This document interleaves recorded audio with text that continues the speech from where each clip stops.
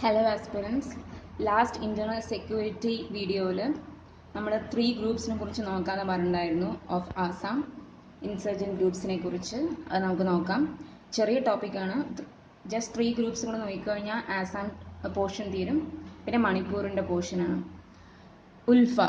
ഉൽഫനെ കുറിച്ചാണ് പറയാൻ പോകുന്നത്. Ulfa formed in April 1979 to establish sovereign state of Assam to a armed state.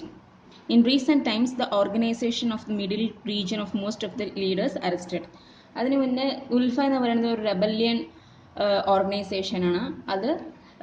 അതെന്താ demand ചെയ്യുന്നത് വെച്ച് കഴിഞ്ഞാൽ for separation of Assam from ഇന്ത്യയിൽ നിന്നും ആസാം സെപ്പറേറ്റ് ആയിട്ട് അതിന് സോവേണിറ്റി ഡിക്ലെയർ ചെയ്യുക ആസ് എ കൺട്രി ആയിട്ട് സോവേണിറ്റി ഡിക്ലെയർ ചെയ്യുന്നതിനാണ് ഉൽഫ എന്ന് പറയുന്നത്. Since 2009 the ULFA divided in 2 groups അല്ലെങ്കിൽ ഫാക്ഷൻ എന്ന് പറയും. 2009 തൊട്ട് ഉൽഫ രണ്ടായിട്ട് ഡിവൈഡ് ചെയ്തിട്ടുണ്ട്. ഒരു ഫാക്ഷൻ അല്ലെങ്കിൽ ഒരു ഗ്രൂപ്പ് എന്തിനാന്ന് വെച്ച് കഴിഞ്ഞാൽ is in talks with government for peace ടോക്സിന് വേണ്ടിയിട്ട് ഫേവറബിൾ ചെയ്യുന്നതാണ് ഒരു ഗ്രൂപ്പ്. അതിന് പ്രോടോക് ഫാക്ഷൻ എന്ന് പറയും.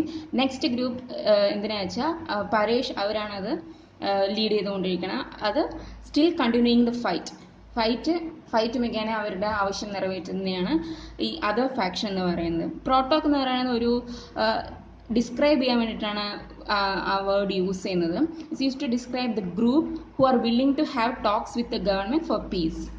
ഫാക്ഷൻ എന്നതും ഒരു ഗ്രൂപ്പ് തന്നെയാണ് that has similar ideals.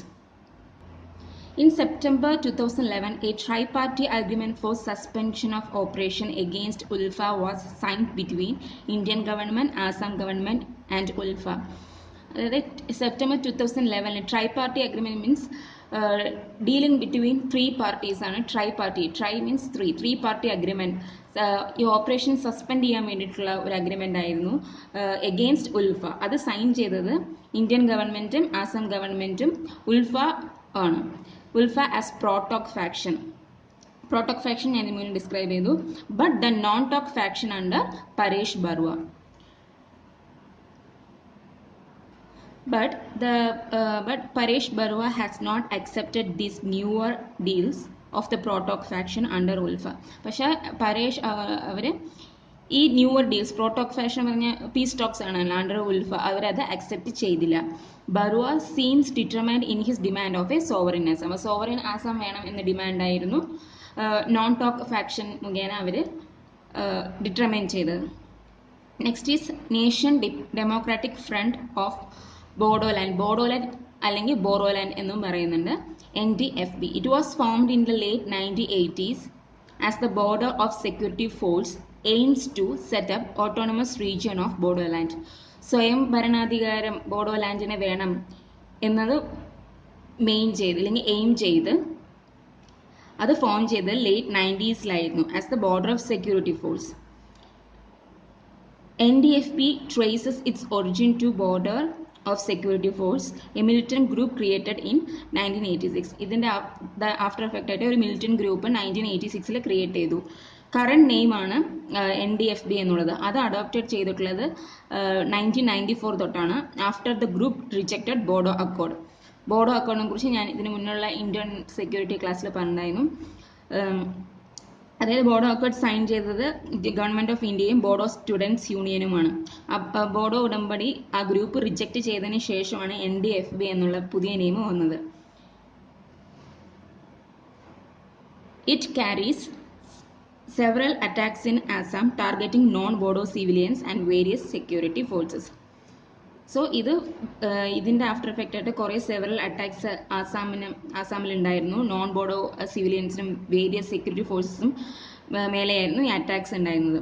NDFB signed a ceasefire agreement. ഈ ഇപ്പോൾ അറ്റാക്സ് നടന്നു പറഞ്ഞില്ല, അപ്പോൾ വാർ നിർത്താൻ വേണ്ടിയിട്ട് NDFB ഒരു സീസ് ഫയർ അഗ്രിമെൻറ്റ് സൈൻ ചെയ്തു in authority in 2011. This followed by split in group. ഇപ്പോൾ ഇങ്ങനെ സീസ് ഫയർ അഗ്രിമെൻറ്റ് സൈൻ ചെയ്തതിന് ശേഷം ഒരു ഗ്രൂപ്പ് സ്പ്ലിറ്റ് ആകാൻ തുടങ്ങി. ഒന്ന് NDFB-Pയും ആൻഡ് NDFB ഫാക്ഷനും. ഈ NDFB ഫാക്ഷൻ സപ്പോർട്ട് ചെയ്യുന്നത് പീസ് ടോക്സ് ആണ്. വൈൽ NDFB രഞ്ജൻ ദൈമാരി എന്നുള്ളത് സറണ്ടർ ഒപ്പോസ് ചെയ്യുന്ന ഒരു ഗ്രൂപ്പും ആയിരുന്നു.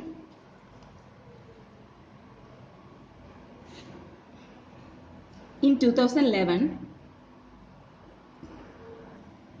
NDFB are further split into NDFB IK Song Beach, which is led by a non-Bodo person. പിന്നെയും 2011 NDFB പിന്നെയും സ്പ്ലിറ്റ് ചെയ്തു. അത് one of the splitting is NDFB IK Song Beach എന്നാണ്.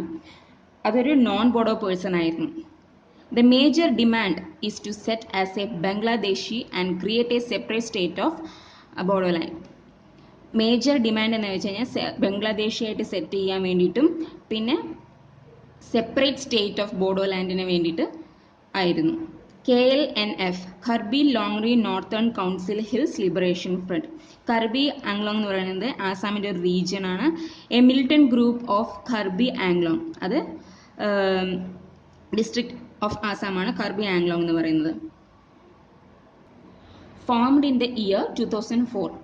The organization is primarily concerned with the self-rule of Karbi tribes. It has very close link with ULFA. ഈ KLNF എന്ന് പറയുന്നത് ഉൽഫയുമായിട്ട് നല്ല close link ഉണ്ട്. The organisation പ്രഥമമായിട്ട് അവരുടെ ആശങ്ക അല്ലെങ്കിൽ anxiety അല്ലെങ്കിൽ അവർ വെറി എന്താണെന്ന് വെച്ച് കഴിഞ്ഞാൽ കർബി ട്രൈബ്സിന് സെൽഫ് റൂളിന് വേണ്ടിയിട്ടായിരുന്നു. സോ ഇത്രയുമാണ് 3 ഗ്രൂപ്പ്സ്. നെക്സ്റ്റ് മണിപ്പൂറാണ്. അത് സെപ്പറേറ്റ് വീഡിയോ ആയിട്ട് ചെയ്യാനാണ് ഞാൻ പ്ലാൻ ചെയ്തിരിക്കുന്നത്. അത് സെപ്പറേറ്റ് വീഡിയോയിൽ നോക്കാം. Thank you so much.